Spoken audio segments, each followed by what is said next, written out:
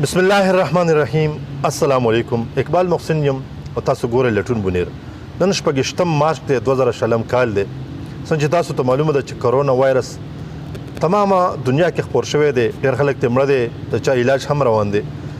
د پاکستان حکومتي چارواکو دا وینا کړې چې ښارونه او بازارونه به ټول بند وي. نو د ضلع بونیر جوړ چوک هم بند دی، دا شان نور بازارونه هم بند دي. دغه ویډیو تاسو وکړه ډېر زیات خفه شوم. ټول دکانونه بند دي، هیڅوک په بازار کې نشته. نه چا د خپل بچو د پاره لورانو د پاره بنگړي واغستو، نه رانجه واغستو، نه چا د خپل بچو د پاره کتابونه واغستو، نه قلمونه واغستو. هر څوک په کور کې بندي.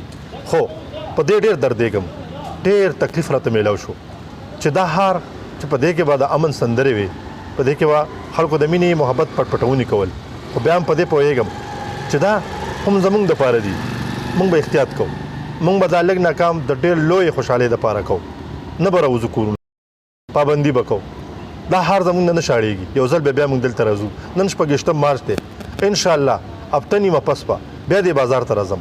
الله پاک به دا بازار هماغه شان ښکلی کوي، هغه شان به پکې د مینې محبت پټپټونې کوو. خوږو مینهوالو پیغام مې دا دی چې خیر دی، ناکام به وکړو، کور به کینو، د خپلو بچو د تربیت د سیوري د لاندې هم عباداتو طرف ته به نورم متوجه شو.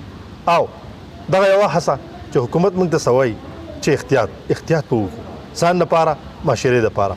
انشاءالله یو ځل به بیا د چوک ته یو څو ورځې پس راځم او انشاءالله چې هغه خوشحالیانې به بیا موږ دلته تاسو سره تاسو ته به د لټون بونیر په سکرین باندې ښیو.